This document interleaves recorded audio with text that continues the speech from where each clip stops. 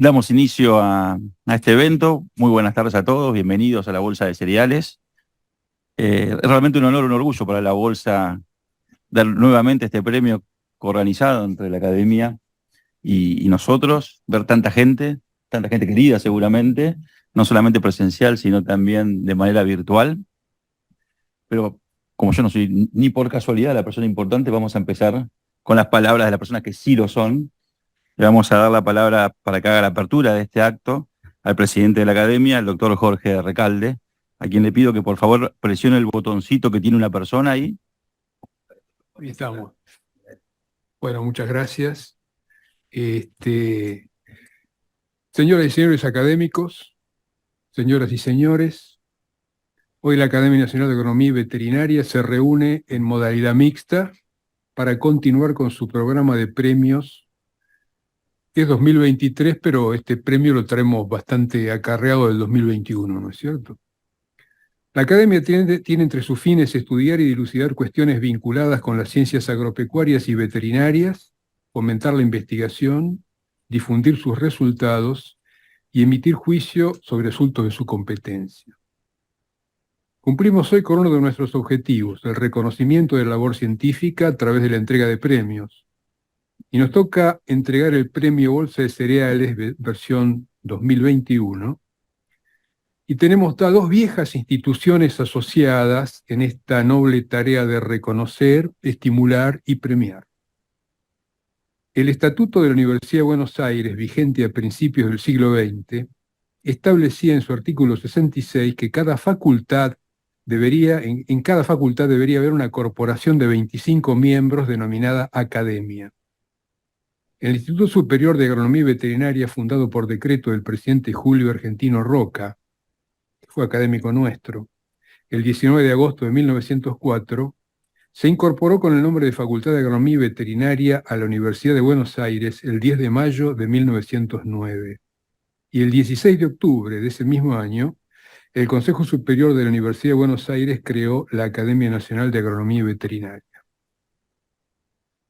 La Bolsa de Cereales, por su parte, la más antigua entidad empresarial del país, inició sus actividades en la Plaza de las Carretas, actual Plaza Miserere, en mayo de 1854, un año luego de la sanción de la Constitución Nacional, la vieja institución. Entre sus múltiples objetivos dirigidos a la potenciación de la actividad económica, aumento de la productividad y protección del medio ambiente, por citar solo algunos, destacamos aquellos que están estrechamente vinculados con los de la academia: promoción de la investigación, capacitación y desarrollo tecnológico referidos a producción, industrialización y comercialización de productos de excelencia. Resulta lógico que estas dos instituciones centenarias de la nación se asocien para otorgar un premio. No podemos negar la cada vez más estrecha vinculación entre los países en un mundo que nos va mostrando nuevas facetas cada día con cambios vertiginosos, a veces difíciles de interpretar. Hay modificaciones significativas globales en que se gestan cambios geopolíticos, avances tecnológicos disruptivos y poderosos cambios en los patrones climáticos. Hay transformaciones sociales de magnitud con la aparición de nuevos movimientos políticos y cambios en las relaciones interpersonales basadas en las nuevas tecnologías. Pero el mundo no está libre de amenazas. Hay nuevos desafíos que surgen cotidianamente. Crisis económicas, conflictos regionales y globales con grandes migraciones y hambre, o problemas ambientales que requieren acción urgente e innovadora. El crecimiento demográfico, globalización, cambio climático son algunas cuestiones que afectan de modo diverso a la humanidad. Una buena alimentación es un derecho de los seres humanos que debe necesariamente ser respetado. Sin embargo, grandes poblaciones del planeta sufren hambre y malnutrición. Eso genera todo tipo de enfermedades, conflictos, migraciones, en definitiva, miseria y aumentos de la mortalidad. Fue y es la evolución tecnológica de la agricultura la que permite ser algo más optimista sobre el futuro alimentario de la humanidad. Sin embargo, esa evolución no carece de detractores. Efectivamente, y no sin razón, se argumenta que la contaminación del agua, degradación de los suelos y pérdida de biodiversidad son en parte causados por la agricultura intensiva. ¿Es que la agricultura intensiva es mala?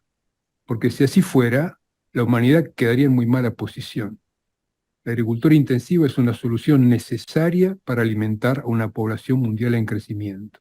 Sin embargo, es crítico que se practique de manera sostenible para minimizar su impacto ambiental. ¿Y qué debíamos hacer para eso? Fertilizantes y pesticidas de baja toxicidad, prácticas de cultivos sostenibles, uso eficiente del agua serían ejemplos. Pero bueno, hablar es fácil, lo que hay que hacer es actuar.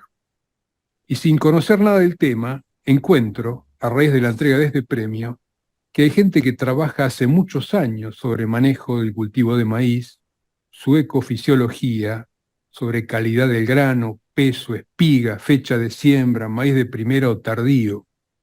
Mis queridos Antonio Hall y Fernando Andrade, María Elena Otegui, el fallecido Sergio Ward, junto con quien hoy recibe el premio, Alfredo Cirilo, entre otros.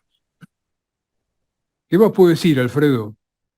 Que el cultivo tiene que tener una producción alta, eficiente, estable y sostenible. Insisto, que no entiendo mucho de eso. Pero de lo que sí entiendo es de la formación de redes de colaboración, de la formación de recursos humanos en cuestiones concretas e importantes, de la importancia de la interacción con los productores, rasgos que caracterizan a Cirilo y sus colaboradores.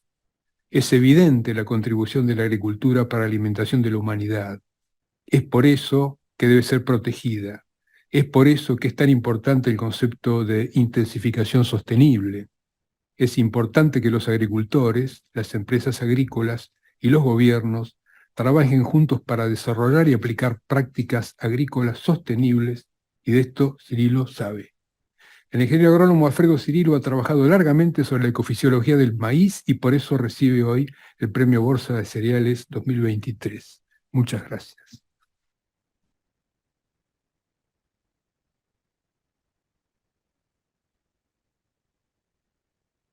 Bueno, a continuación, hará uso de la palabra el presidente de la Bolsa de Cereales, señor José Martins, y le voy a pedir por favor, a Jorge, al doctor Jorge, si puede cerrar exactamente el micrófono. Muchas gracias. Señor presidente de la Academia, doctor Jorge Recalde, señor presidente del jurado, ingeniero Emilio Satorre, ingeniero Alfredo Cirilo, señores académicos, señoras y señores, muy buenas tardes. En primer lugar, quiero expresar en nombre del Comité Ejecutivo de la Bolsa de Cereales el motivo de alegría que significa para nosotros volver a vernos en una nueva entrega del premio Bolsa de Cereales.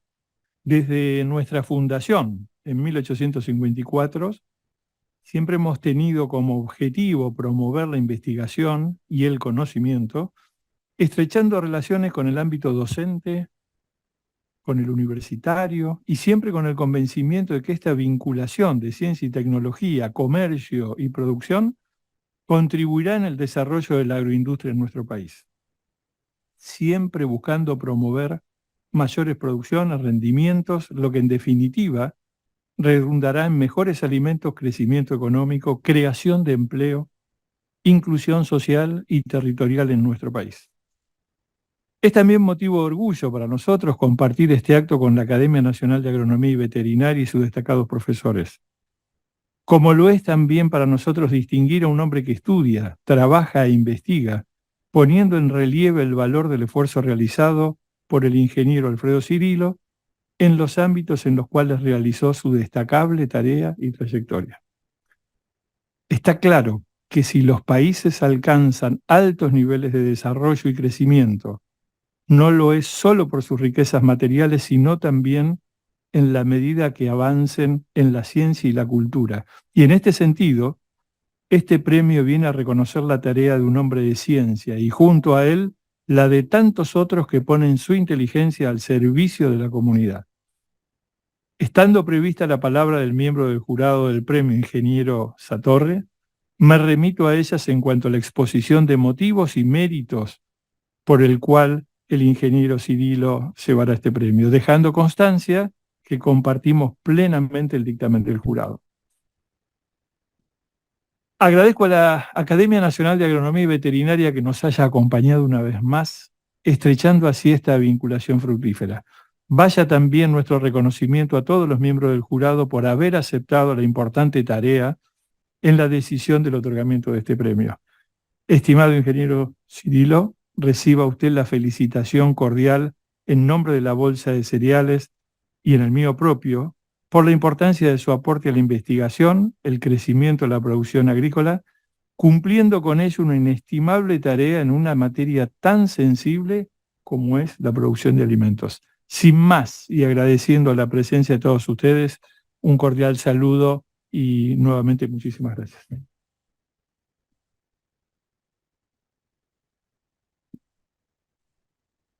Muchas gracias. A continuación, dará uso de la palabra el presidente del jurado del premio, ingeniero agrónomo Emilio Satorre. Bueno, muy buenas tardes. Señor presidente de la Academia Nacional de Agronomía y Veterinaria, doctor Jorge Recalde, señor presidente de la Bolsa de Cereales, don José Martins, señor presidente de la Comisión de Premios, doctor César Valle, señor recipiendario del Premio Bolsa de Cereales en su versión 2021, entregado en el año 2023, ingeniero agrónomo doctor Alfredo Cirilo, señores miembros asociados a la Bolsa de Cereales, señores académicos, señoras, señores.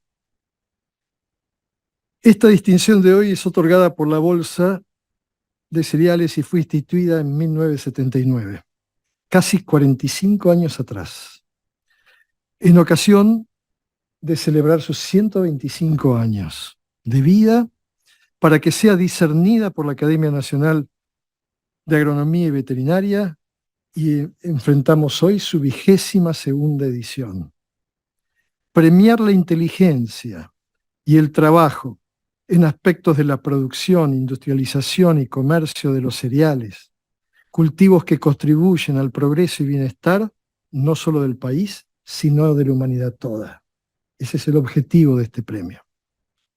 Es un lauro de jerarquía, Alfredo. Brillo que se acrecienta con la incorporación tuya a la lista de recipiendarios.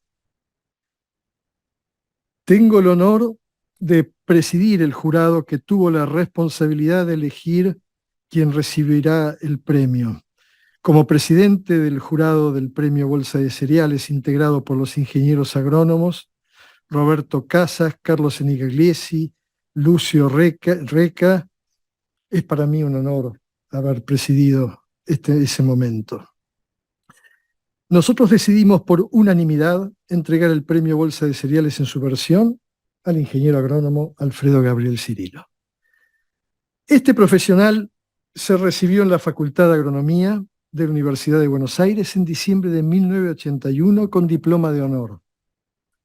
Obtuvo su título de Magister Science en Producción Vegetal en la Facultad de Ciencias Agrarias de la Universidad Nacional de Mar del Plata en 1994 y el grado de doctor en Ciencias Agrarias de la misma facultad en 1995. Ingresó como becario de investigación en INTA, en el grupo de trabajo de manejo de cultivos del área de agronomía de la Estación Experimental Agropecuaria Pergamino en 1983, poco después de haberse recibido.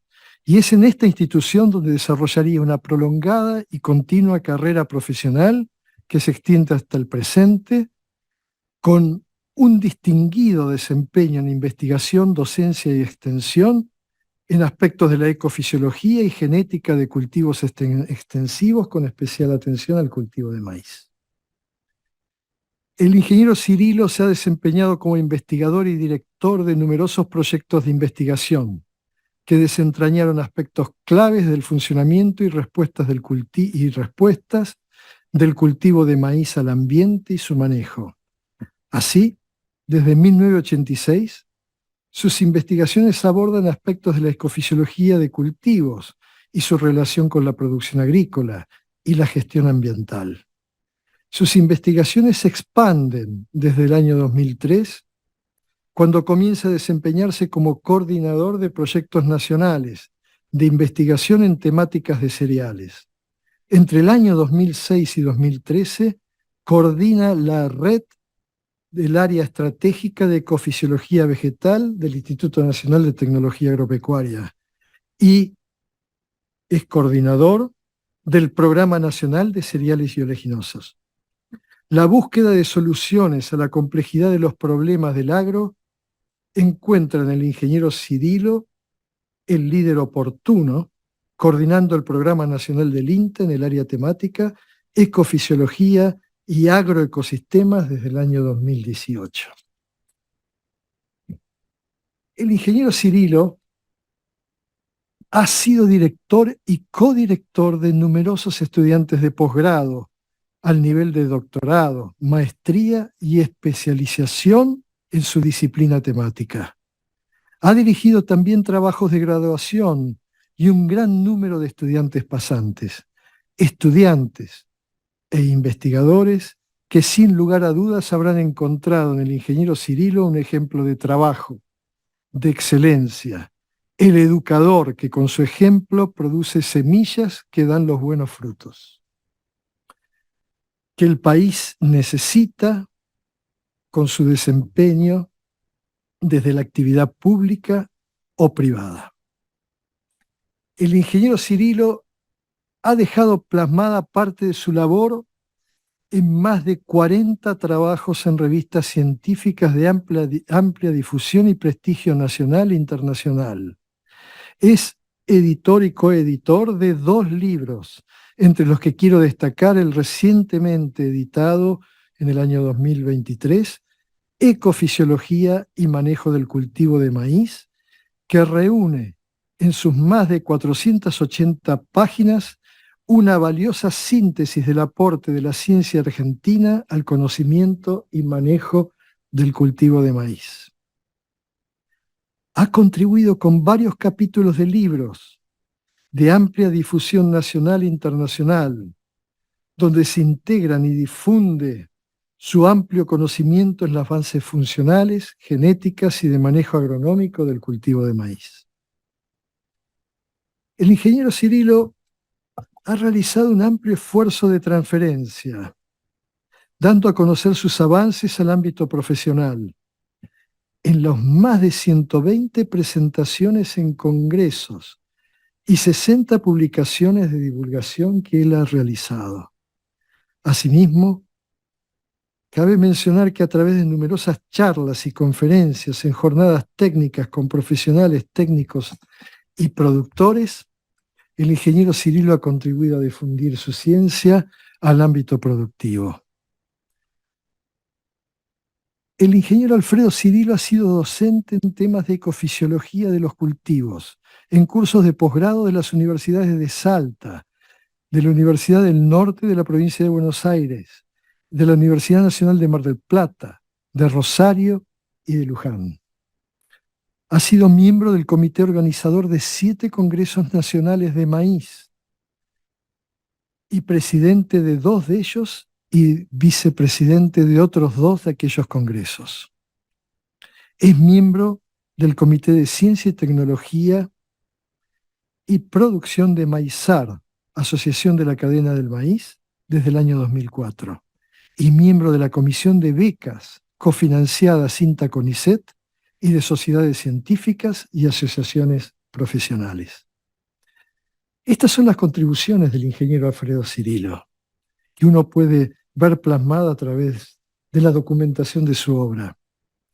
Es una brevísima reseña de su actividad, pero sin embargo me gustaría resaltar particularmente sus contribuciones en 3 aspectos: en la conducción de programas de alcance nacional, en su tarea de investigación y en su tarea de extensión. El ingeniero Alfredo Cirilo ha coordinado programas y equipos de trabajo a lo largo y ancho del país, extendiendo la importancia de su disciplina, la ecofisiología de los cultivos. Esta disciplina es de gran importancia para conducir el diseño y manejo de los cultivos y generar pautas y procesos de toma de decisión apoyados en bases científicas, que son necesarias, aspectos que son necesarios para ser aplicables al universo de condiciones agroecológicas en las que la agricultura extensiva se ha expandido en los últimos 30 años y cuya importancia para nuestro país es ampliamente reconocida. El ingeniero Cirilo y su equipo, pero también junto a otros equipos de investigación, investigadores muchos de ellos aquí presentes, ha contribuido a generar conocimiento clave del cultivo de maíz. Acá es necesario destacar dos aspectos relevantes del recipiendario de este premio. En primer lugar, la generosidad y amplitud para contribuir a la construcción de un trabajo colaborativo con otros investigadores y así poner a la ciencia del cultivo de maíz entre las mejores del mundo, derramando el conocimiento en los confines de Argentina y del planeta todo. En segundo lugar, es destacable la labor del ingeniero Cirilo trasladando el conocimiento básico en ecofisiología y manejo del maíz al diseño de novedosos sistemas de cultivo que permitieron mejorar su productividad. Sin ese conocimiento y la validación experimental de los mismos, el avance logrado en el cultivo de maíz hubiera sido muchísimo más lento. Finalmente, quiero mencionar que su actividad, extendiendo y transfiriendo el conocimiento de maíz, ha alcanzado a cientos de colegas profesionales que se enriquecieron escuchando sus conceptos en conferencias de congresos o jornadas técnicas, y también alcanzaron a miles de productores con los que el ingeniero Cirilo ha sabido tender puentes, valorizando de este modo las ciencias agronómicas y su papel en la productividad de los cultivos que derraman su riqueza en el desarrollo de nuestra patria. Por todo lo mencionado hasta aquí, el jurado del premio ha querido destacar la que considera una trayectoria profesional que ha contribuido al desarrollo productivo del maíz y con ello al desarrollo agrícola de nuestro país. Ha encontrado en el ingeniero Alfredo Cirilo, sin lugar a duda, los méritos sobrados que lo hacen acreedor del Premio Bolsa de Cereales, versión 2021.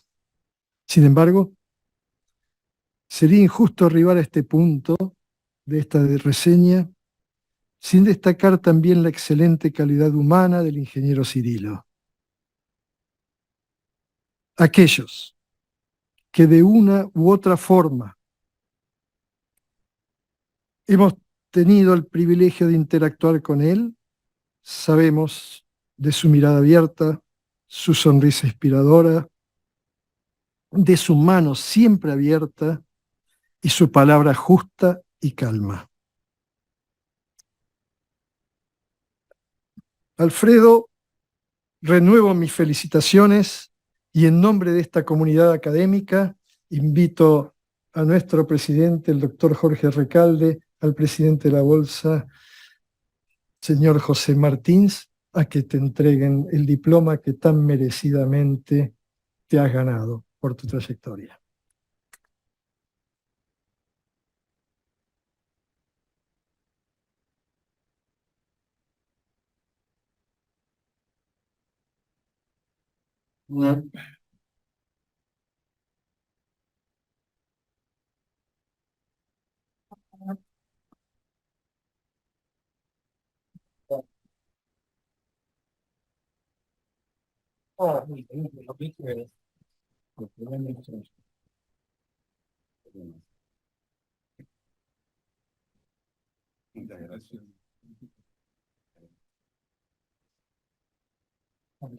Felicitaciones, muy merecido por lo que se ha visto aquí, ¿eh?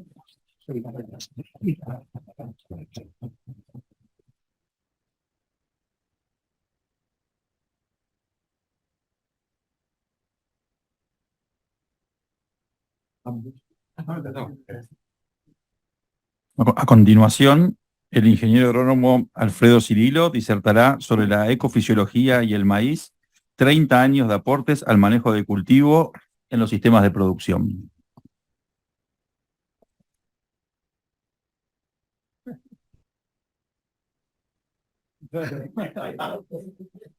Esa Messi no la tiene.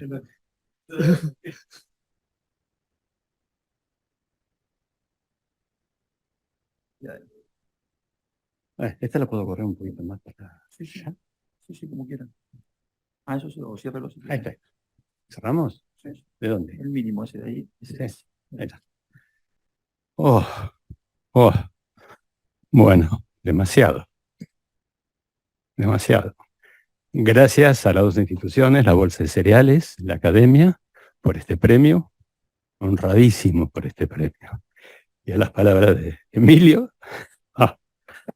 Bueno, me sacó buena parte de lo que iba a presentar, así que ahora simplemente es un repaso de lo que él ya mencionó. Pero bueno, espero ilustrarlo en cerca de media hora en una presentación que espero que sea amena, en 2 horas y media. No, era un chiste. Bueno, la ecofisiología, el maíz, algo ya no, obviamente, Emilio, un amigo, lo mencionó, la importancia de entender cómo funciona el cultivo para decidir su manejo, su ubicación en el espacio, en las localidades, en las distintas regiones, y para decidir su ubicación en los sistemas de producción. De manera que la ecofisiología es una disciplina clave. Fue nuestra disciplina durante todo este tiempo.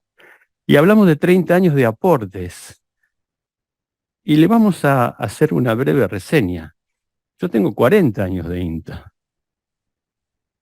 Desde el 83 al 23 que me jubilé este año.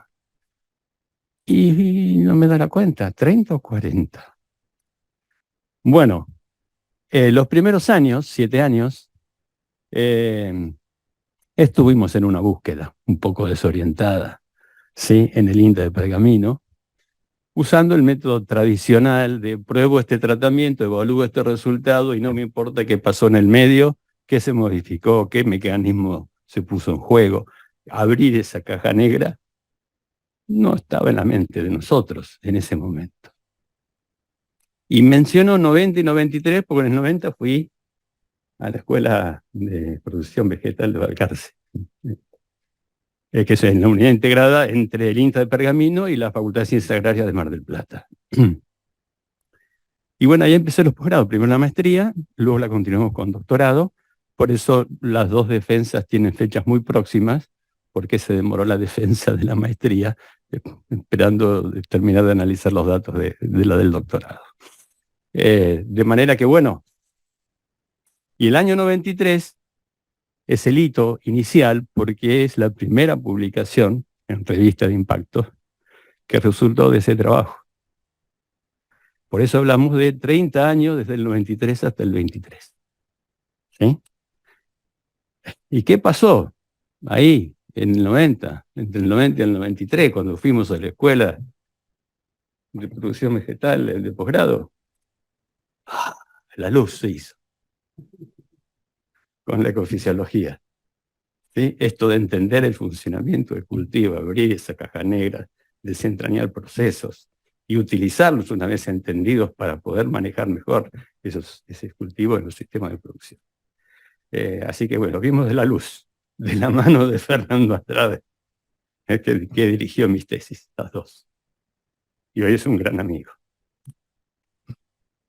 La piedra de toque de la ecofisiología es muy sencilla, es esa fórmula que tenemos ahí, un poco tomada de otro recurso, no la radiación, sino el agua, pero bueno, explica que el crecimiento, o sea, el producto del crecimiento, que la biomasa que acumula el cultivo durante toda su etapa de crecimiento, es el resultado de la multiplicación de esos factores.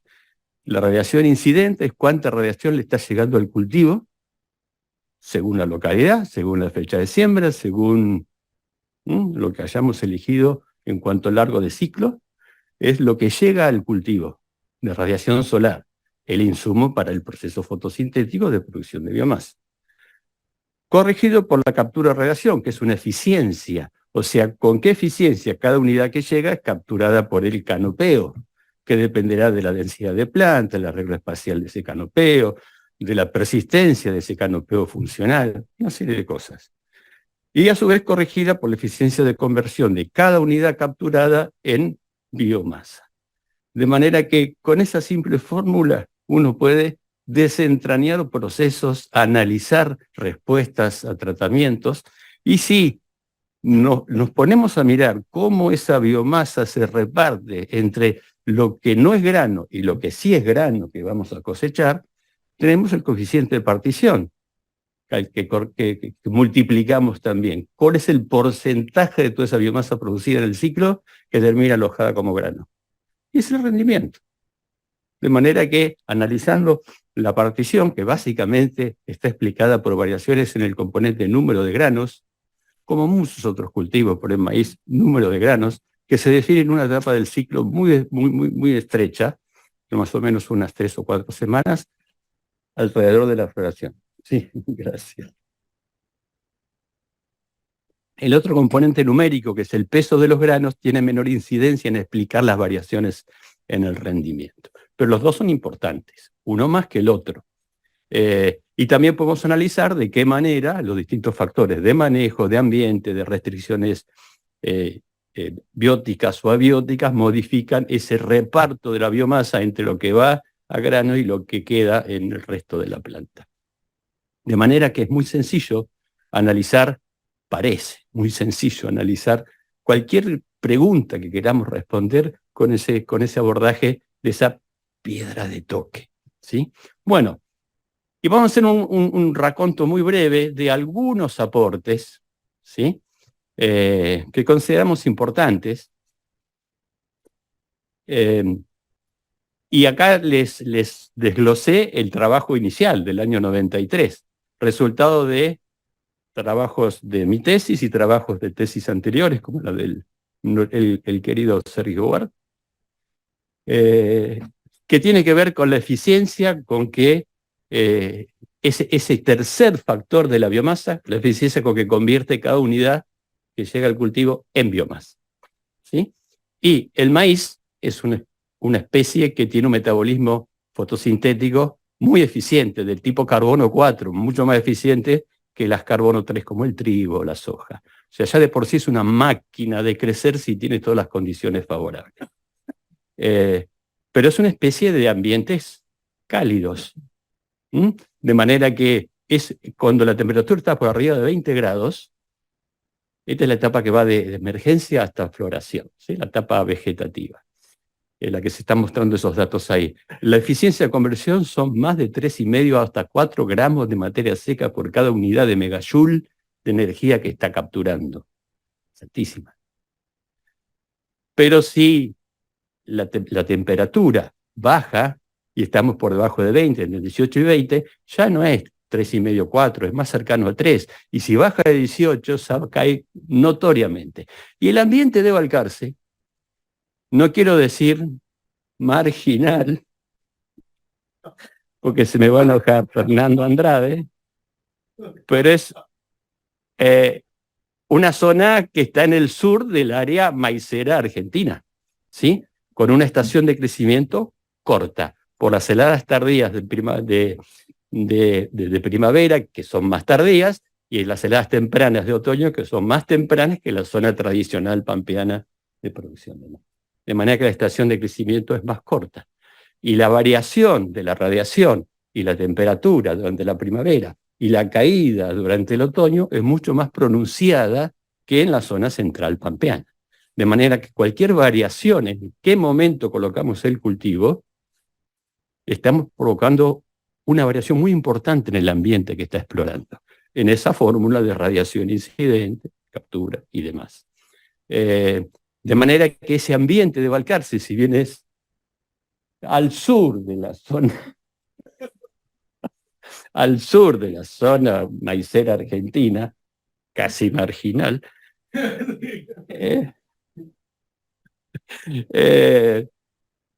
nos sirvió para poder magnificar estas respuestas, que por ahí no la encontraríamos en la zona de Pergamino o más al norte.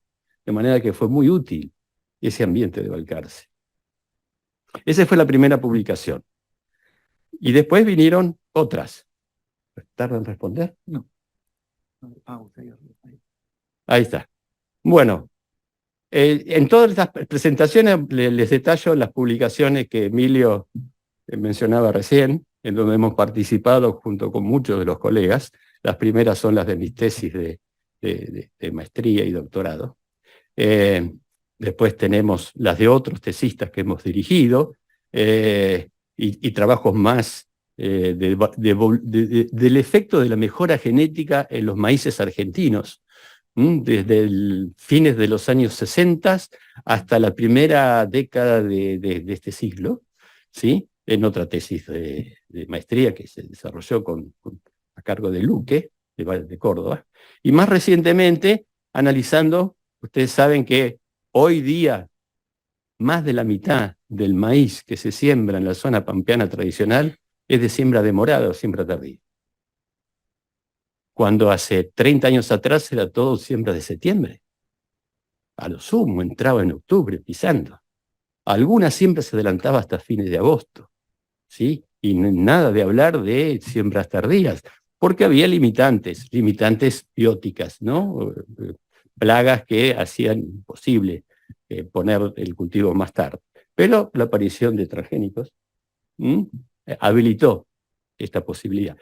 Hace unos años María nos dio una clase especial cuando ella recibió su premio sobre el tema de los maíces tardíos. Pero el mejoramiento genético prácticamente no le prestó atención a los maíces tardíos, salvo algunas empresas que hace unos años empezaron a seleccionarlos. De manera, el mejoramiento tradicional sobre los maíces de siembra tradicional, cómo impactaron en la mejora genética de los maíces tardíos, es parte de ese trabajo con otro tesista que es Samas. Y obviamente, como siempre, es el último que mencionamos ahí, trabajos integradores, trabajos de divulgación, trabajos de integrar todos los conocimientos. Y esa figura que vemos acá a la derecha, ¿se mueve? Acá está. Bueno, dice, ya le mencionamos que la etapa crítica para definir rendimiento es la etapa donde se define el número de granos, y esa etapa es la etapa alrededor de floración. De manera que cuanto crece la planta dentro del cultivo, no aislada en una maceta, sino en ese cultivo, con la densidad que sea, el espaciamiento entre plantas que sea, lo que fuera, el promedio de planta que está creciendo ahí adentro define el número de granos que va a fijar esa planta. Cuanto más crece, uno puede esperar que fije más granos. Y lo que está mostrando esta curva en negro, en donde está diciendo que a medida que crece más la planta en el momento de floración, más granos va a fijar en esa etapa crítica. Pero vemos que si lo traducimos a ese número de granos en rendimiento por unidad de superficie, el pico en ese ambiente de Balcarce, donde todo se magnifica al variar algunas variables de manejo, como la fecha de siembra, muestra que es el valor de alrededor de 3 gramos por planta por día el que da ese pico de rendimiento. Y si tenemos crecimientos mayores que responden a densidades menores, porque hay menos competencia con otra planta vecina, en ese caso tenemos más número de granos por planta, más rendimiento por planta, pero menos por unidad de superficie, porque la menor cantidad de plantas no es compensado por la mayor cantidad de granos. ¿Por qué? Porque el aumento del número de granos es menos que proporcional cuando vamos por encima de 3 gramos por planta por día. Y si nos vamos a altas densidades, por lo tanto las tasas de crecimiento por planta se reducen por la competencia de esa mayor cantidad de vecinos que tiene, el rendimiento cae, pero mucho más que proporcionalmente a medida que se reduce la tasa de crecimiento de planta en esa etapa crítica. Y, por ejemplo, por excesos en densidad. De manera que en ese ambiente, en un híbrido responsivo, o sea que responde muy sensiblemente a la variación de la densidad de plantas, bueno, nos permitió encontrar estas funciones de respuesta.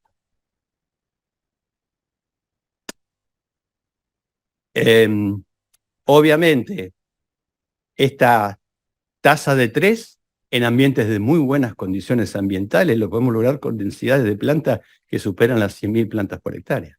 En condiciones potenciales, sin deficiencias hídricas, sin deficiencias nutricionales, sin cataclismos climáticos, sin deficiencias o ataques de factores bióticos, ¿sí? En condiciones potenciales no le falta nada para crecer, puede estar alrededor de las 100.000 plantas por hectárea, la densidad que permite esa tasa de crecimiento y el pico de rendimiento. ¿Sí? Pero si una fecha tardía u otra condición más desfavorable encuentra el cultivo con respecto a esta otra anterior, bueno, obviamente no es 100.000 plantas por hectárea la que permite que crezca a 3 gramos por planta por día, sino mucho menos. Hay que reducir la densidad cuando el ambiente empeora. Bueno, y esto nos permite tomar decisiones para el manejo del cultivo. Y fue el resultado del trabajo mancomunado con una serie de colegas, como estamos viendo aquí. Número de granos es el principal componente, pero está el otro componente, que es el peso de los granos, que incide menos en su variación a las variaciones en el rendimiento que podemos esperar. Pero acá vemos en esta figura, y también hay una serie de trabajos de mi tesis, de nuestra colega Karina en su tesis también, otras tesis también que analizaron el control genético del peso del grano, la contribución de las reservas de la caña a el llenado de los granos y la plasticidad fenotípica de la partición de biomasa, ¿sí? Son todas tesis que contribuyeron a ahondar en el conocimiento de esta relación. Esta relación que nos dice de que cuanto más crece el cultivo durante el llenado de granos por cada grano a llenar, mayor es el peso del grano.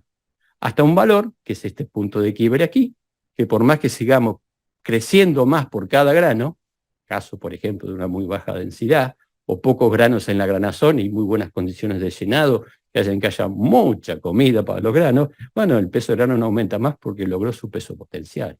Peso potencial que definió en floración. Ahí dice cuántos lugares de deposición de biomasa puede tener cada grano. Y por encima de ese punto de quiebre ya saturó, ya está con su peso máximo. Pero por debajo, cuando hay deficiencias en la producción de biomasa por cada grano a llenar, por deficiencias hídricas en el llenado, granazón que destruye el área foliar, daños de plagas sobre el canopeo, ¿sí? Que afecta la captura de radiación de ese cultivo, por lo tanto la producción de biomasa. Cuanto más se reduce la producción de biomasa por cada grano a llenar, mayor es la caída del peso de los granos. Y en ciertas situaciones, donde por ejemplo tenemos una muy buena floración con buenos granos a llenar, pero malas condiciones del llenado de granos, bueno, ahí tenemos un desbalance entre la comida por cada grano, porque hay poca comida para muchos granos, ¿sí? O otra condición, granos normales, pero sequía, defoliaciones o lo que fuera que afectara la producción de biomasa durante la etapa posterior a la floración, ¿sí? De manera que existen situaciones en donde el peso del grano puede explicar buena parte de las variaciones en rendimiento. Aunque lo habitual, lo común, lo esperable es que sea el número de granos que lo explique.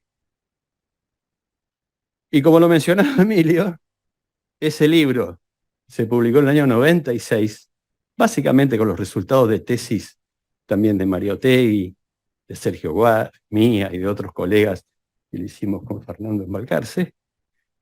Fue un hito, me bonita decir que fue un hito, porque fue el primer libro en nuestra lengua con estas relaciones, explicado en un lenguaje accesible para todos, para un científico, para un profesional, para un productor, para un estudiante, ¿sí? Fue el primero que tuvimos disponible. Y aún hoy día hay gente que dice, lo tengo todavía en la biblioteca y lo consulto a diario, está todo despeluchado, pero lo sigo consultando.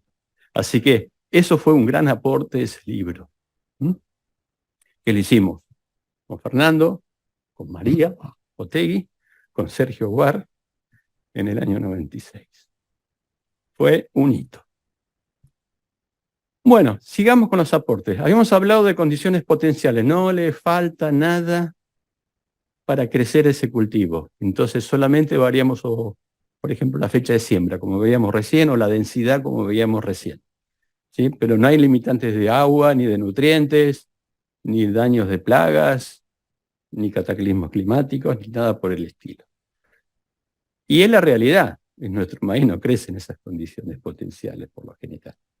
De manera que es común que existan deficiencias hídricas durante el ciclo del cultivo, o deficiencias nutricionales, sobre todo nitrógeno, que necesita una gran cantidad de nitrógeno, 20 a 23 kilos por tonelada de grano. Tienen que entrar en la planta para producir un rendimiento de más o menos unos 10.000 kilos.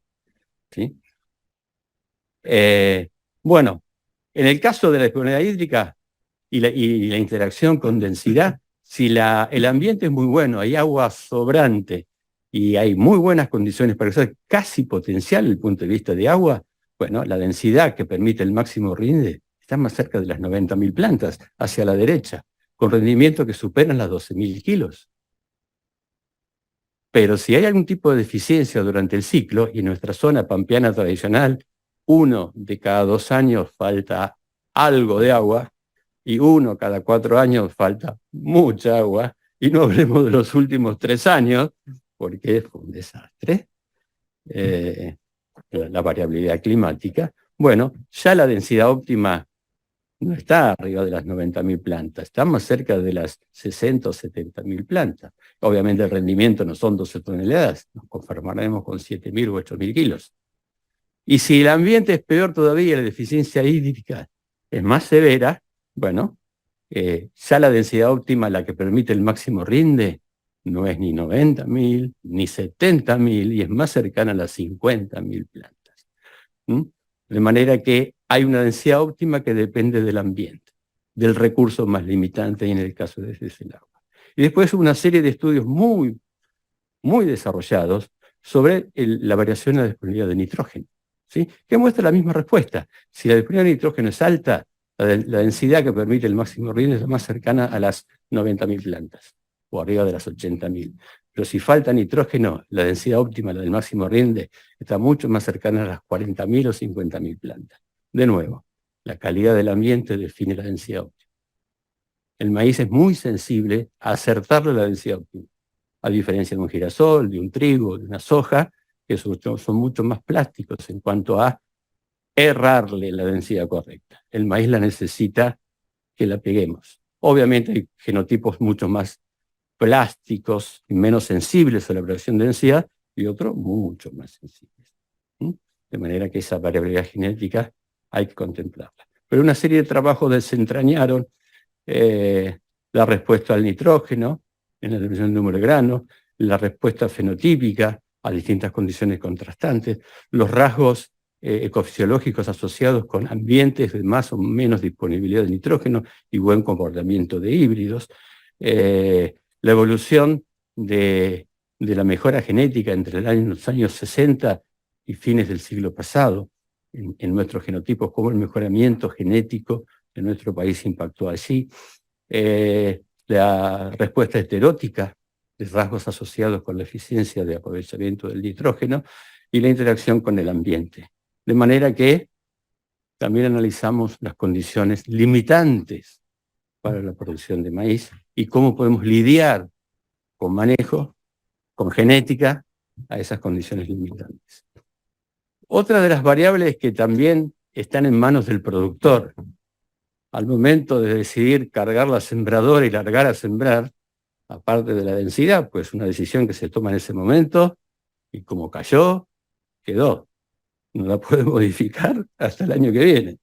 Bueno, la otra es la decisión de la distancia entre los surcos de siembra, ¿sí?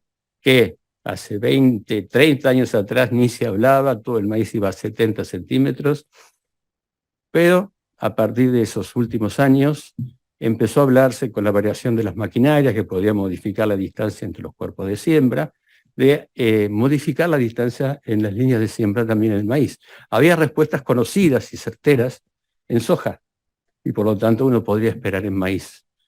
¿Y qué podíamos esperar en maíz? ¿Cuál era la variable que podía explicarlo, el proceso que podía estar detrás explicando eso? Bueno, también con Madoni, que está ahí conectado por Zoom, trabajo que hicimos con gente de Balcarce, que analizamos el efecto de la distancia entre surcos. Una variable explicativa es la eficiencia de captura de radiación.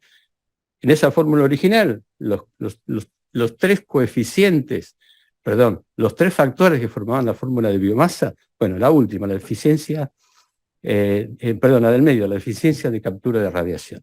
Y en este caso, en el momento crítico de la floración, donde se define el número de granos, porque ahí necesitamos que esté capturando la mayor cantidad de radiación, porque va a estar creciendo a máxima tasa y definiendo el máximo número de granos posible.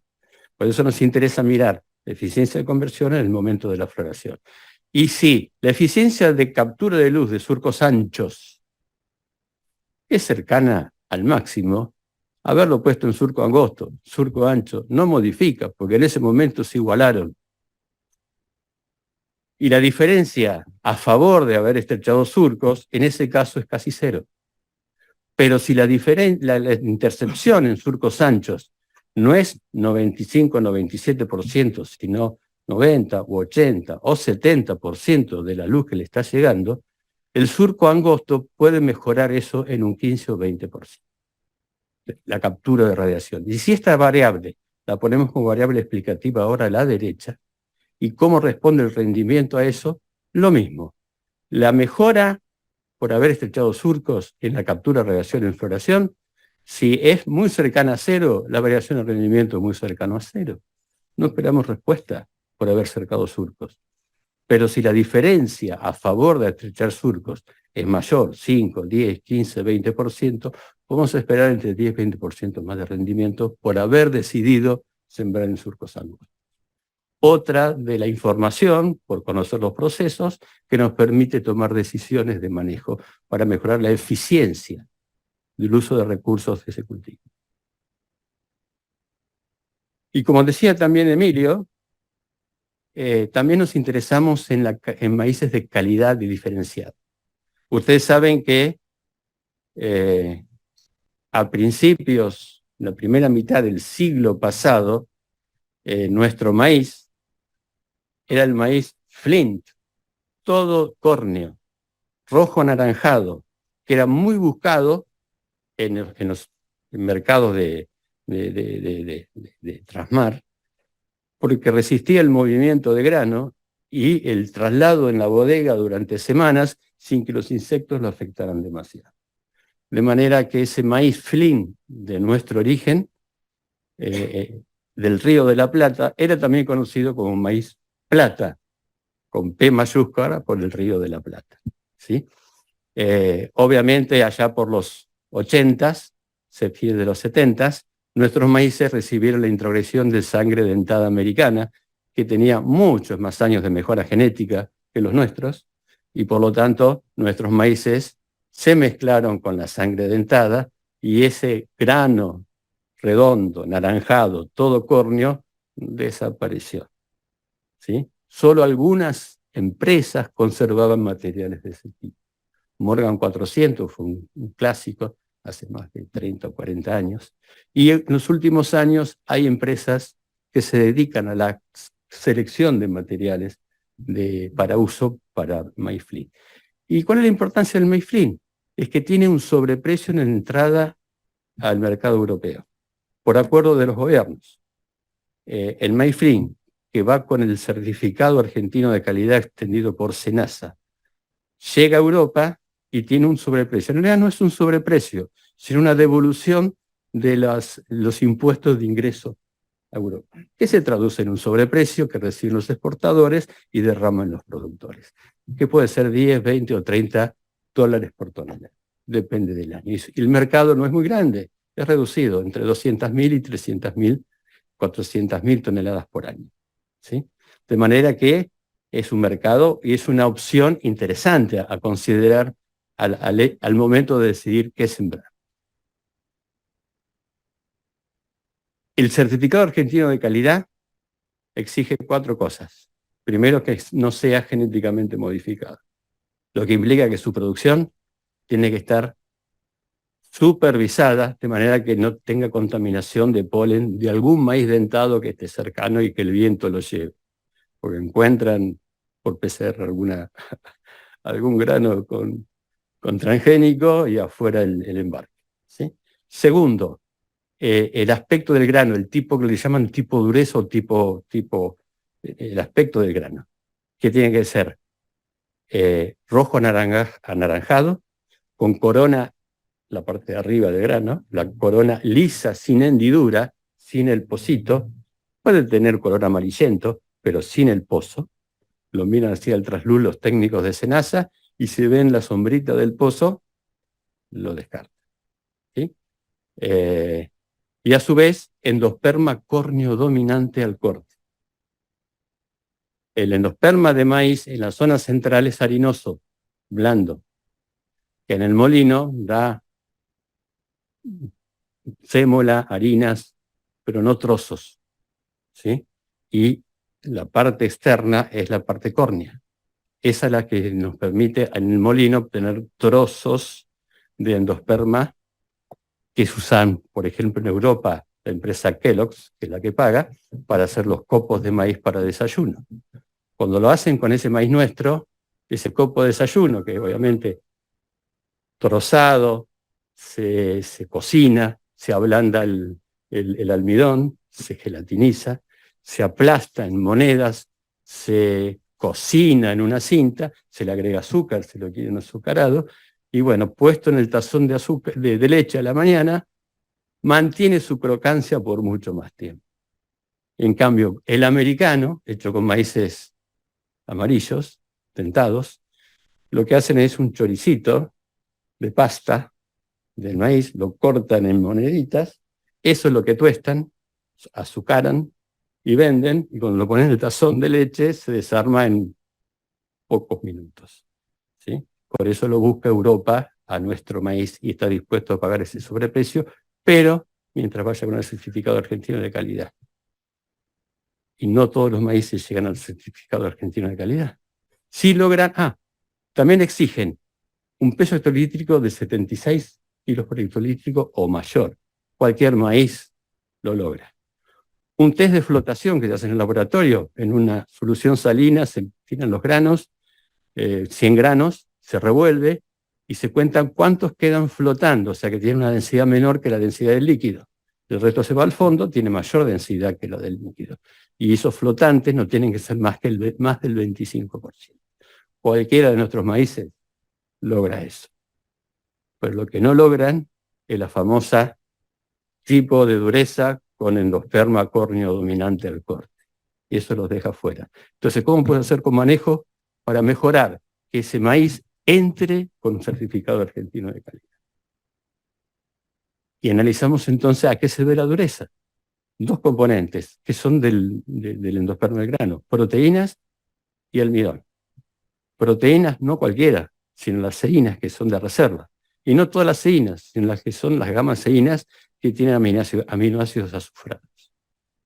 ¿Qué es lo que hace que tengamos más proteínas en el endosperma? Bueno, el manejo, la fertilización, buenas condiciones de llenado de grano, que es lo que muestra esta figura de acá de la derecha. Cuanto mayor es la fuente para llenar cada grano, mayor es la relación de moliendo o dureza, porque ese grano sometido al molino, ¿sí? Después se dice cuántas fracciones gruesas y cuántas finas se logran. Cuanto más gruesa o la relación está de 3 o 4 para arriba, quiere decir que es bien duro. Y eso quiere decir que tiene proteínas suficientes, que ha sido manejado adecuadamente. Evitar altas densidades para que haya más fuente por cada grano a llenar. Elegir localidades que permitan lograr esas condiciones. De manera que nos ayuda también a decidir condiciones de manejo del cultivo para obtener un maíz que logre el certificado argentino de calidad para Europa con sobreprecio. Otros mercados no pagan sobreprecio, por eso hablamos del de Europa. Pero la proteína es uno de los componentes, el otro es el almidón. La proteína forma una malla dentro de cada célula endospermática y a medida que se va secando en la planta, al llegar a la madurez fisiológica, va comprimiendo esa malla dentro de la célula a los gránulos de almidón, que son globosos, y los aprieta y terminan siendo facetados. Y eso da el endosperma córneo. De manera que, ¿qué hace que el almidón pueda ser más compresible al secarse el grano? Y es que la proporción de amilosa sea un poco más alta que los maíces normales. Ustedes saben que el almidón tiene dos componentes: amilosa, cadenas lineales, y amilopectina, cadenas ramificadas. 70% es amilopectina, 30% es amilosa. ¿Cómo subimos ese 30% de amilosa? Por ejemplo, encontramos que las localidades del norte, las que tienen una temperatura mínima nocturna más alta, tienen mayor proporción de amilosa en almidón. Por eso las empresas que van a llenar el buque cuando tienen problemas de poder completar la bodega, van a buscar esos maíces al norte, porque ahí sí consiguen esas condiciones.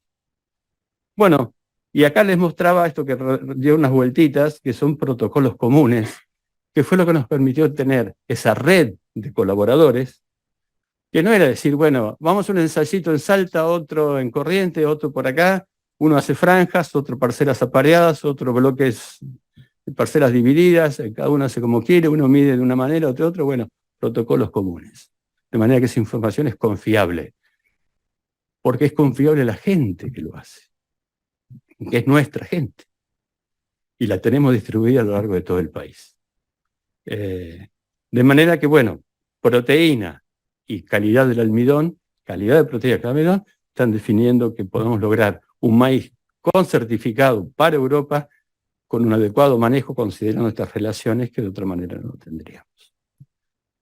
Y finalmente, esto se lo robé a otro colega que está ahí conectado, que es Octavio Caviglia, de Paraná, de la Universidad de Entre Ríos, que obviamente en los últimos años, lo mencionaba Emilio también, transitamos esta flecha, desde aquellos ecosistemas naturales, cuando no se hacía agricultura, a ecosistemas mixtos, con ganadería, a rotación de cultivos, cuando intentamos intensificar la secuencia, a, lamentablemente, en muchos lugares, al monocultivo, y no de maíz, sino de soja.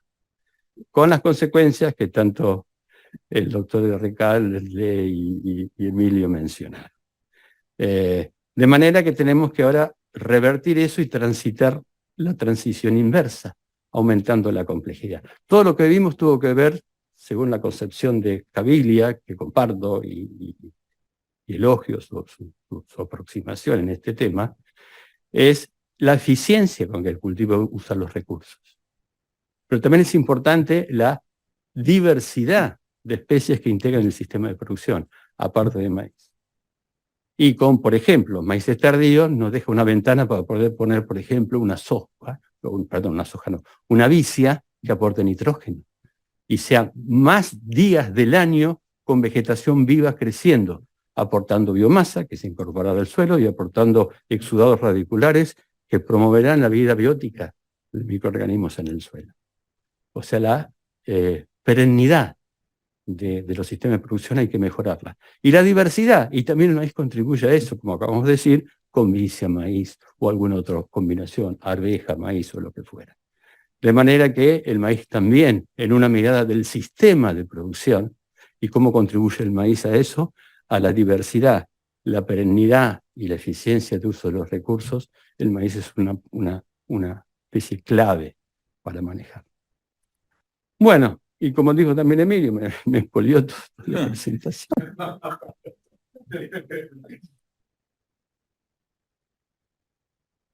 Este año publicamos este libro, que decidimos hacerlos a los 25 años del primero. Y vivíamos los 4. Después, Sergio se fue. Bueno, y en este caso, el manejo del cultivo, no estamos solamente nosotros escribiendo el libro, sino que invitamos a más de 30 colegas expertos en sus temas, Emilio, Caviglia, Mercado, un montón, ¿sí?, que desinteresadamente escribieron su contribución. Y ni ellos ni nosotros cobramos nada, pues. La edición del libro, que está impresa, fue pagada por Maizar con aporte de las empresas. Tiene un costo, y ese costo y ese ingreso no va a nosotros, sino a una ONG en Balcarce. Y también está en versión digital, disponible gratuitamente en el ciberespacio. Así que bueno, esperamos que este también sea un hito 400, yo ni recuerdo, 400 y pico de páginas. Bueno. Y también me expolió esto.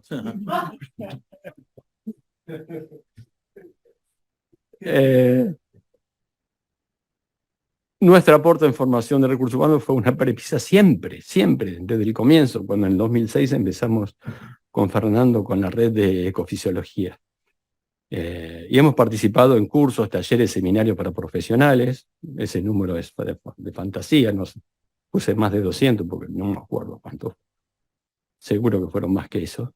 Y capacitaciones de productores también, que fueron también seguramente mucho más que 500. Y sobre todo quiero destacar la última, la red de ecofisiólogos formados en formación con estrecha y activa interacción. Yo puse más de 150 y seguramente Claudia Vega, que también está conectada, de Manfredi, me diga, no, ya está superado ese número, ¿no? Pero bueno, lo empezamos en el 2006 con Fernando, cuando estábamos desperdigados por el INTA. Él hizo una recorrida con un colega y detectó en qué INTAs había masa crítica de investigadores formados. Y encontró 4 en la región pampeana: Balcarce, Pergamino, Paraná y Manfredi, junto con la Córdoba, ¿sí? Lo que era el CIAP, el Centro de Investigación del INTA de Córdoba. Y 2 en el extrapampeanos, uno en Cuyo y otro al norte de la Patagonia. Uno con frutales y hortícolas y el otro con forestales. Y que tenían estrecha interacción con escuelas de posgrado de jerarquía, con la misión de formar nuevos ecofisiólogos. Y en eso nos abocamos todos. Y esos formados volvieron a sus lugares de origen y siguieron la tarea de formar. Y los formados a formar más. Y así fuimos ampliando la red de ecofisiólogos formados o en formación, con esta estrecha y activa vinculación, que siempre, obviamente, de esa interacción surge algo más que simplemente sumar 2 ideas.